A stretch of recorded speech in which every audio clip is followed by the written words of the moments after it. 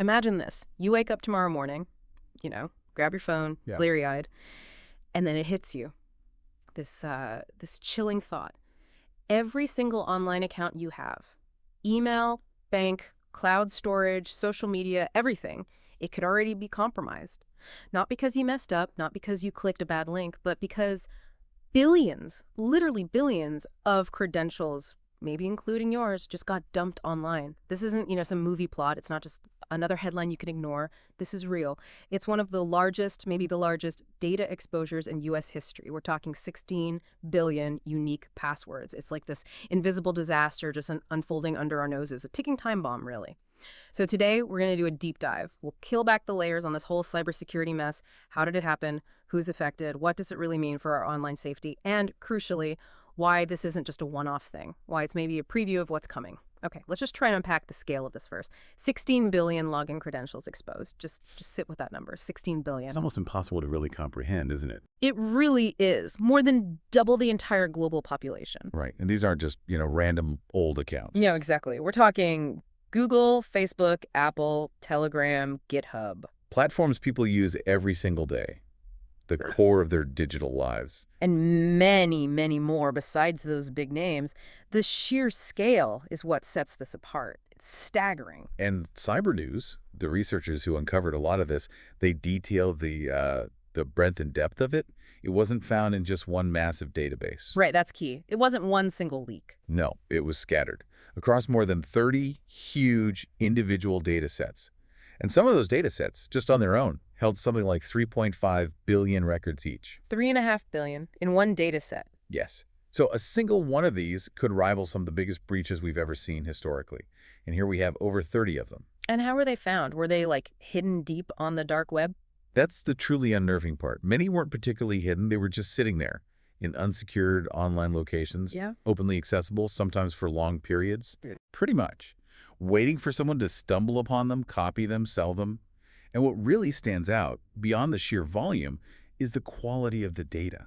Okay, what do you mean by quality? This wasn't old recycled stuff from years ago. Expired passwords. Yeah. Researchers stressed this point. The information was fresh, it was well-structured, and critically, it was highly weaponizable, formatted for immediate use by cybercriminals. Right, so it's not like digging through dusty old archives. Exactly. Forget dusty archives. This is more like finding a brand new, fully stocked armory. Precisely. A vault full of valuable digital keys, all neatly labeled, categorized, ready to go. A gold mine for cybercriminals, basically. Primed for exploitation. Which makes it an active, ongoing threat, not just a historical record. Okay, so the obvious question then is, where did all this data actually come from? 16 billion credentials. How? The primary source, overwhelmingly, seems to be malware known as Infostealers. Infostealers. Okay, break that down. What are they? They're malicious software, specifically designed to silently hoover up sensitive data from infected devices. And they're sneaky. They go way beyond just usernames and passwords, although they definitely grab those. What else do they take? Things like browser cookies, those little files websites use to remember you, keep you logged in. Authentication tokens, which are like temporary digital keys that grant access without needing the full password again. And sometimes they even capture entire session data. They can basically reconstruct your online activity. Wow, okay, that's much more than just a password list. Far more dangerous, yes. And how do these things, these infostealers, actually spread? Is it sophisticated hacking? Sometimes, but often it's depressingly simple. They get bundled with pirated software. Ah, the classic free download trap. Exactly. You download that expensive program for free, and boom, you've got an infostealer working in the background. They can also disguise themselves as fake browser extensions, promising some useful feature. Like a theme or a tool. Right. But really, it's just stealing your data. And of course, phishing links are a huge vector. Still the #1 way in for so many things. Absolutely. One wrong click in an email or a message, and the infostealer is on your device. And the scary part is, they often run silently. You might not notice any performance hit. They just sit there, siphoning data.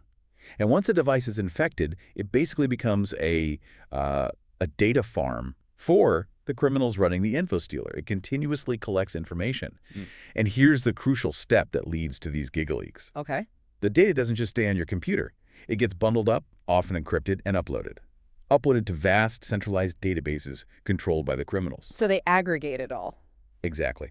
These huge collections are then often sold on dark web marketplaces or traded between criminal groups, or sometimes, ironically, just stored carelessly in poorly secured cloud storage or open servers. Which is where researchers sometimes find them. Precisely.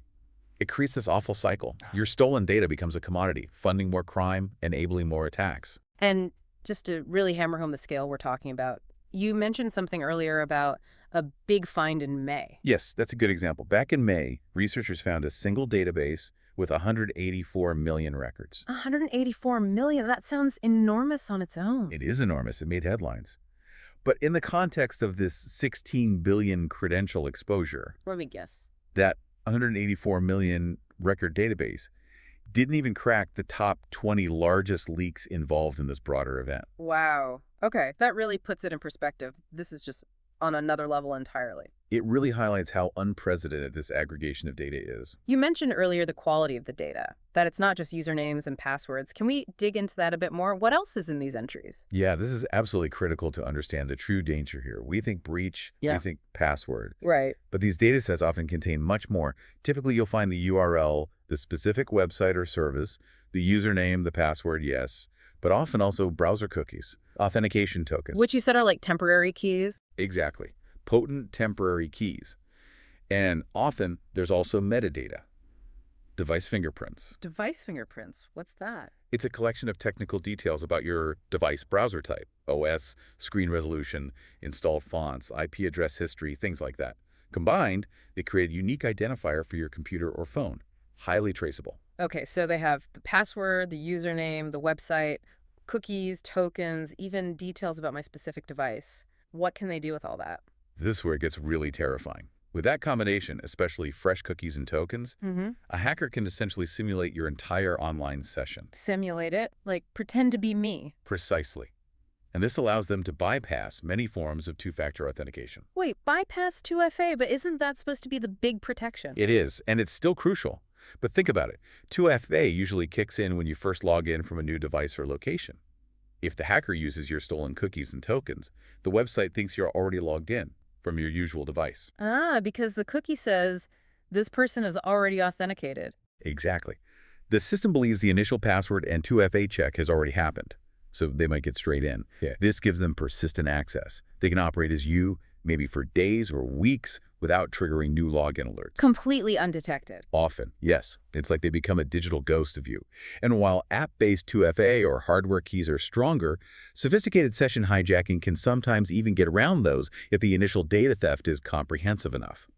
This level of detail, it really changes the game.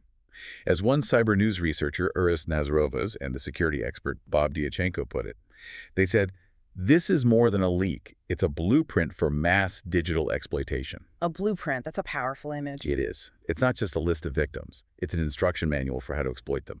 It gives attackers everything they need to not just enter an account, but to become you in that digital space. Which enables what kind of attacks? Automated session hijacking on a massive scale, targeting thousands of sessions at once, chaining data together, linking your bank details from one source with your social media from another to build deep fake identities. Making phishing scams almost impossible to spot? Exactly. Because they can be personalized with real stolen data. And you said something earlier that really stuck with me, that most of these data sets hadn't been reported before. That's right. According to the sources, most of these individual massive collections of data had never been previously reported or indexed by security researchers. So this stuff has just been sitting out there for potentially years. It seems likely. An uncharted cyber catastrophe, as they put it, just starting to surface.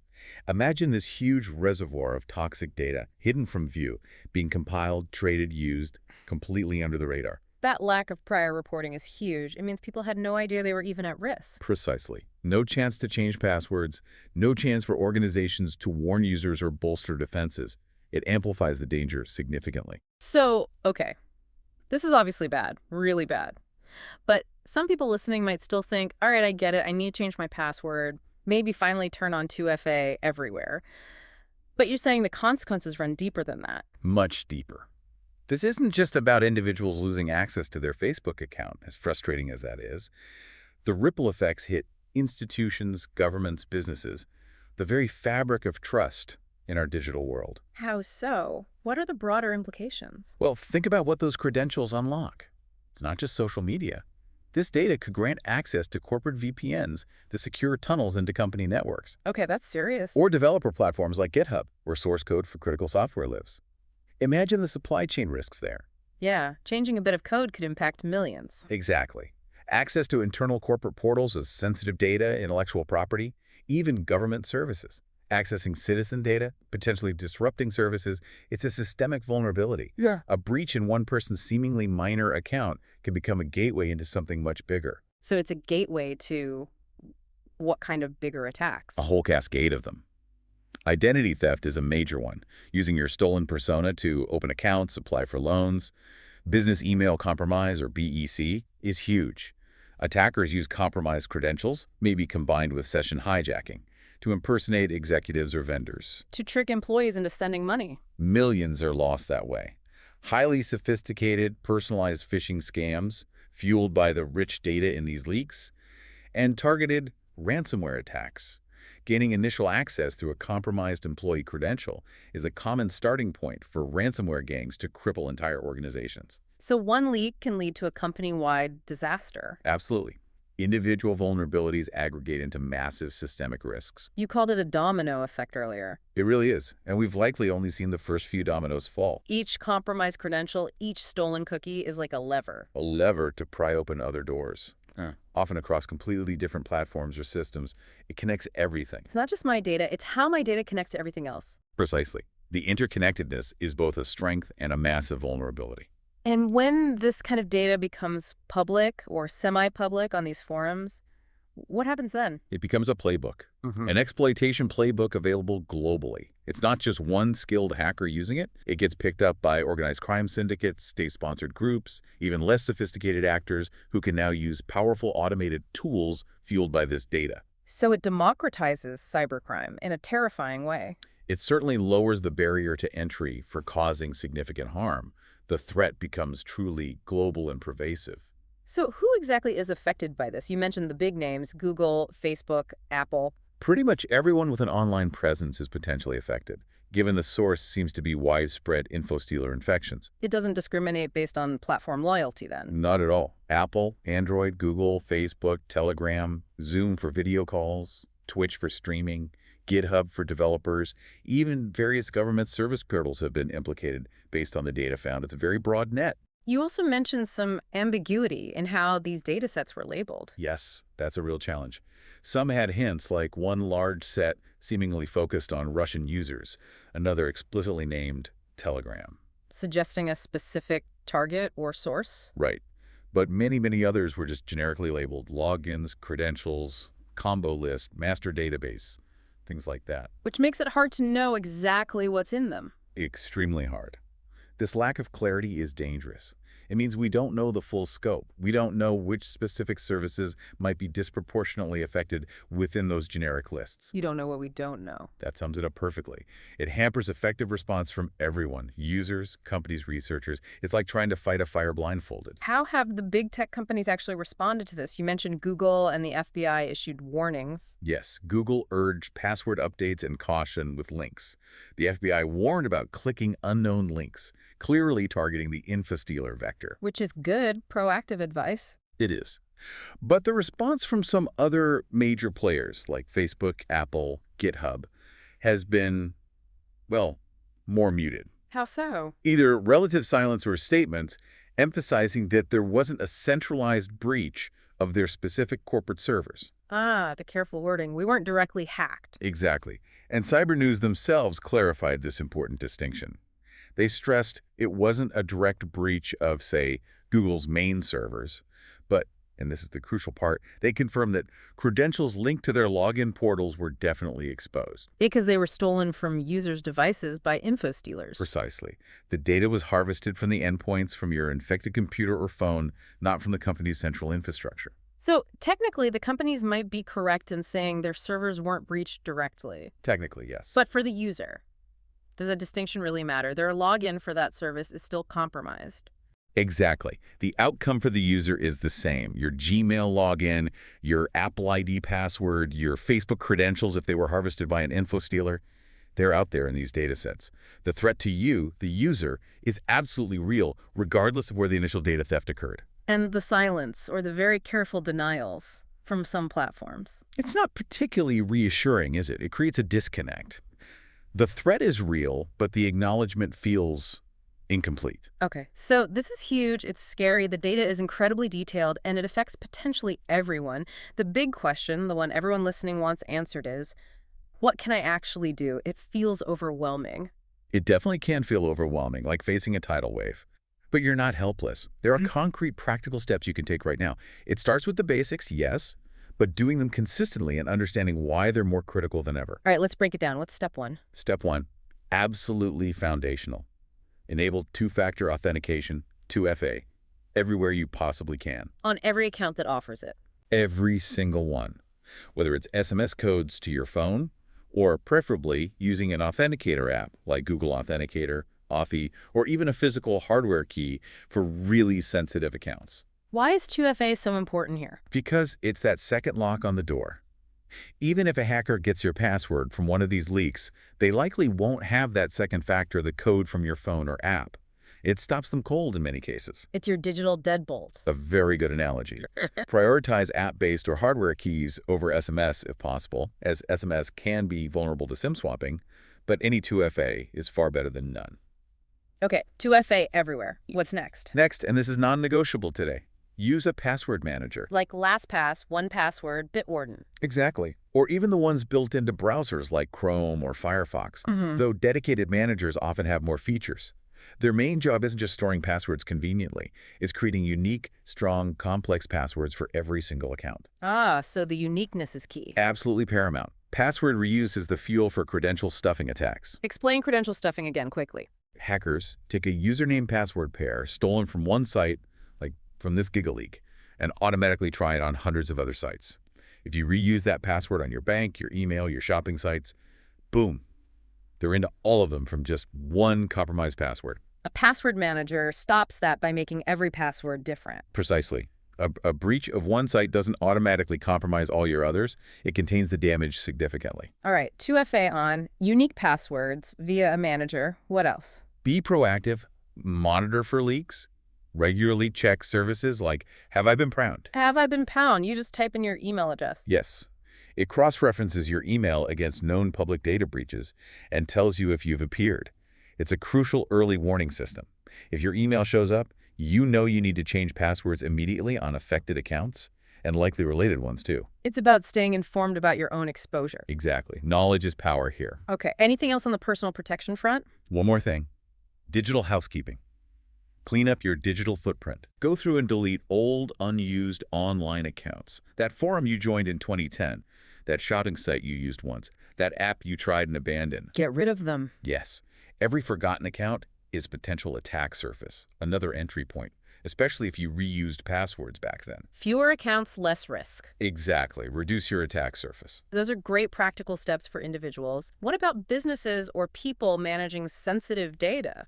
The principles are similar, but scaled up, and the stakes are higher. Businesses need to rigorously audit access controls. Who has access to what? Is it necessary? Principle of least privilege. They need to actively monitor for credential leaks affecting their corporate domains and employees using specialized services. And segment user privileges robustly.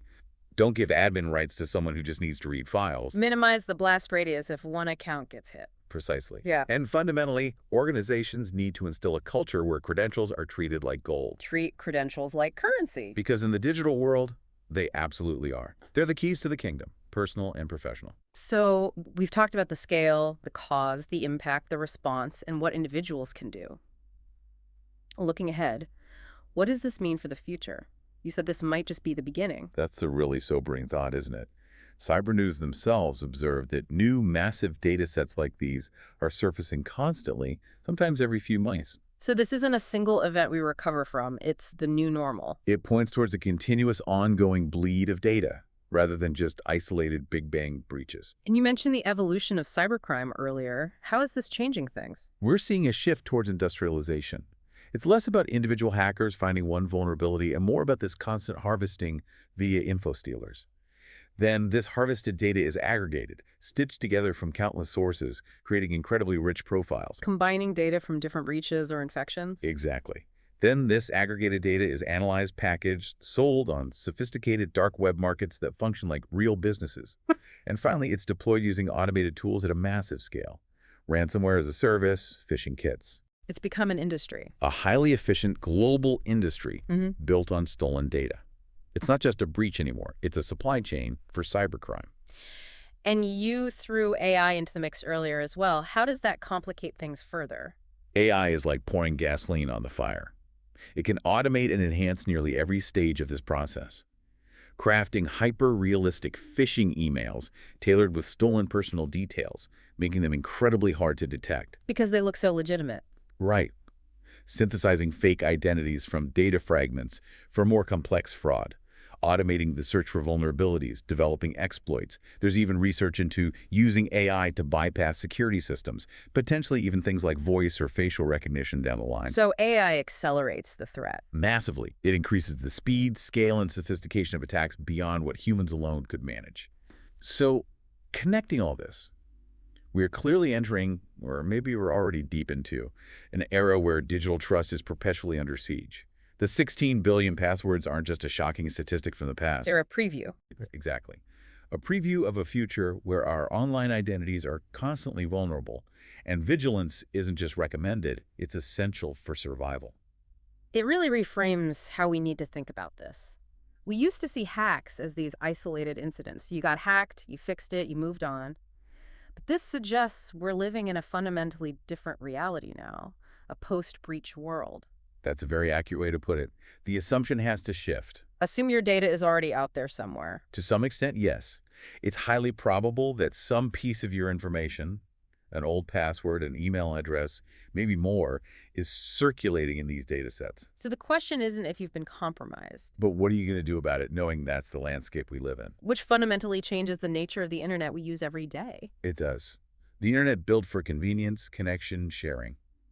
It's also become a battlefield. Every login is a potential vulnerability. Every click carries a potential risk. It demands a shift from casual interaction to constant, informed vigilance. But it's not hopeless. Awareness is power, right? And action is power. Absolutely. Understanding the threat is the first step to defending against it. So as we wrap up this deep dive, the message is clear. Take action now. Update those passwords, use a manager. Turn on 2FA everywhere. Clean up old accounts, stay informed. Those steps significantly raise the bar for attackers. Because the final thought, the really chilling one, is that the next breach, it might not just expose your Netflix account. It could be far more damaging. Financial ruin, reputational damage. It could start to unravel your actual identity, and that's something worth protecting.